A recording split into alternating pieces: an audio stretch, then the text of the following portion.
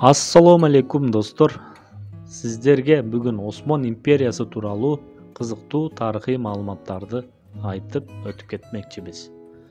Kanalda жаңы bolsoňuz kanalga kattalыңыз жана лайк, комментарий калтырууну унутпаңыз. Алдын ала рахмат айтабыз.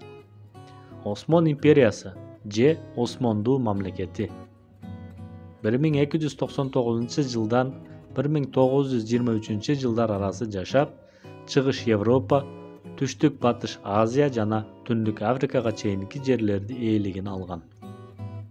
16-кылымга келгенде дүйнөнүн эң күчтүү, кудуреттүү империясы боло алган Түрк ислам мамлекети. Мамлекеттин негиздөөчүсү жана Осмон сүлөйлесинин атасы Оғуздардын Бозок бутагынын кайы уругунан чыккан Осмон Гази болгон. 1299 жылы Билежик провинциясынын Сөгүт аймагында айрым пикирлер боюнча 1302 жылы Ялавада мамлекет болуп жарыяланган. Истамбулга чектеш болгон Чыгыш Рим империясынын жыккан мезгилин айрымдары жаңы чактын башталышы катары карашат. Осман империясы 16-14 кылымдар кызуу күчөгөн убагында 3 континентке кытайга жайылып, Түштүк Чыгыш Европа, Орто Чыгыш жана Түндүк Африканын көпчүлүк бөлүгүн өз ээлигине алган. Өлкөнүн чектери батыштан Гибралтар кысыгы 1553 жылы Марокко жээктерине, чыгыштан Каспий деңизи жана Басра булуңуна, түндүгүнөн Австрия, Венгрия жана Украинанын бир бөлүгү жана түштүгүнөн Судан, Эритрея, Сомали жана Йеменге чейин жеткен. Осман империясы 29 өлкөдөн жана автоном болгон Богдан, Эрдел жана Эйфлак бектиктеринен түзүлгөн. Ошондой эле бара-бара деңизден аркы жерлерди да өз ээси болгон. Мамлекет 6 кылым бою чыгыш жана батыш дүйнөсүнүн ортосунда көпүрө сымал болгон.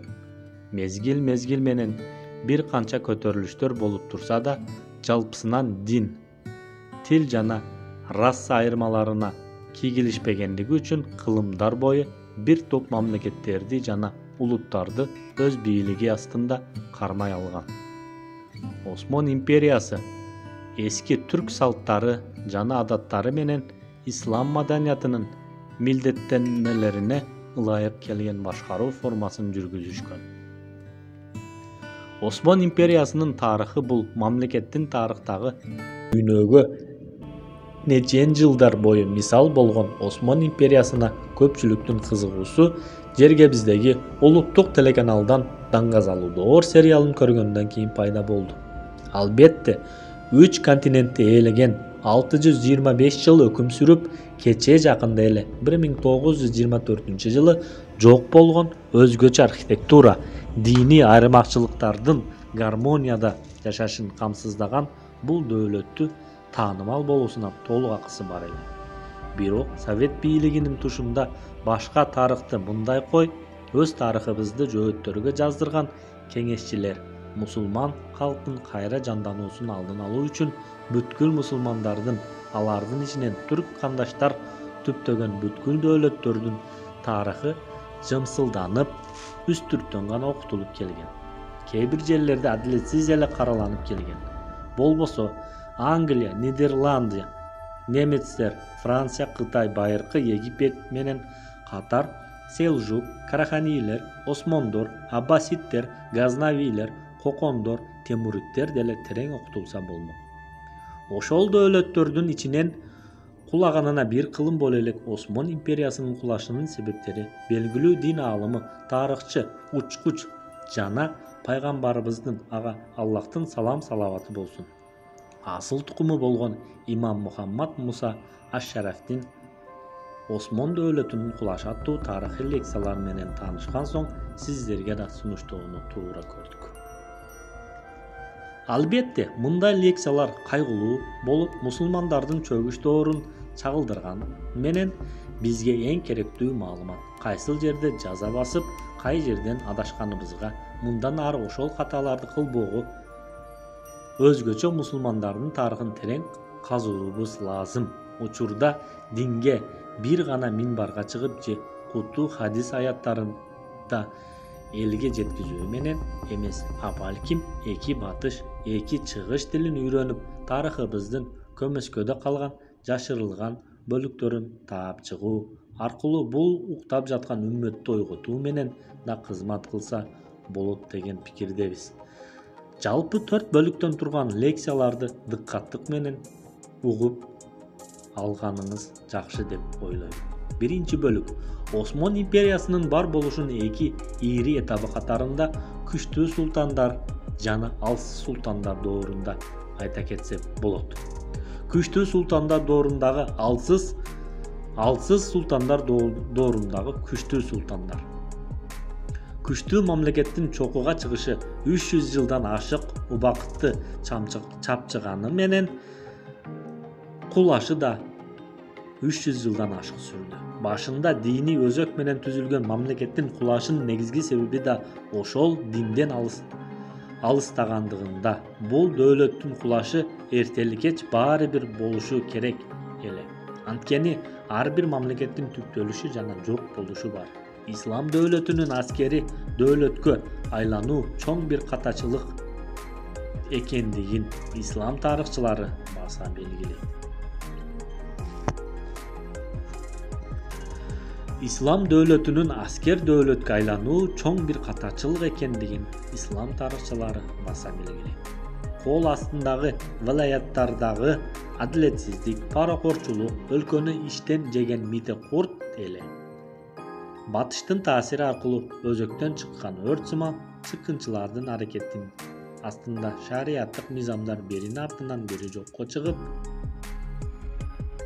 Балкандагы алсыз саясат, янычылардын көтөрүлүшү, пантүркчүлөрдүн кесепети, Султан Абдылхамиттин өлкөнү сактап калуу үчүн арабташтыруу сунушу, улутчулдуктун арабтарга, күрттөргө, перстерге да жугушу, суфизмдин бузуку форматынын таасири, диндин мистификациясы жана жомоктошуусу.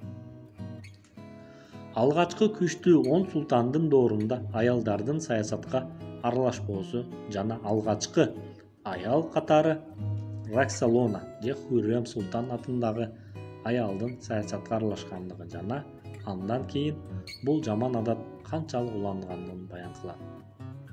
Экинчи бөлүктө Султан Сулаймандын чыныгы жүзү, анын вазир жана пашаларынын парда артындагы оюндары, уулу Мустафа жана мураскери Селим жөнүндө, Наполеондун орустар менен кошо Стамбулду алуу планы, күмбөз куруунун кесепеттери, ээрчиме дин кызматкерлеринин айла малдары, Янычар институтунун жок болушу, ушул сыяктуулар. Үчүнчү бөлүк кулап жаткан өлкөнү сактап калуу аракети жана Султан Абдылхамид экинин кошкон салымы, экономикалык кысмакка алынган империя, армян болгар маселеси, Франциянын ал жердеги мусулмандарды кыргандыгы жана армяндарды осмондорго кумкурут кылган дүйнөлүк коомчулукка армян маселесин көтөрүп, бирок Грециядагы Кипр, Африка өлкөлөрүндөгү өздөрүнүн жаман иштерин көз жумгандыгы Европанын. Төртүнчү бөлүк Султан Абдылазиздин масондор тарабынан өлтүрүлүшү, анын ордуна масон Султан Мураттын такка чыгуусу, көп өтпөй Султан Абдылхамид экинин бийликке келиши жана сырткы күчтөр менен болгон 33 жылдык саясий күрөш. Стамбул Хижаз, Стамбул Багдад темир жол долбоору. Жөнтүркерлер аракетинин анык жүзү, султандын тактан алуу фатвасын алып келген Жөөт Имануел Карасу баяны. Биринчи дүйнөлүк согушка тиешеси болбосо да осмондордун кириши, Мустафа Кемалдын чыныгы жүзү, анын артында турган күчтөр, анын алгачкы султанатты жок кылып, андан кийин гана халифатты талкалагандыгы, Ататүрк эмнеге элдин оозуна илине баштаган, ислам шариятынын жокко чыгуусу, эркек менен аялдын мурас укугун теңдөө, аялдардын каалаган диндеги адамдарга турмушка чыгуусу укугу, хиджаб менен жоолукка тыюу салуусу, эркектерге Европа кийимдерин мажбурлоо, европалаштыруу, ушул сыяктуу иштер көп болгон. Кулап жаткан өлкөнү сактап калуу аракети жана Султан Абдулхамид экинин салымы өтө чоң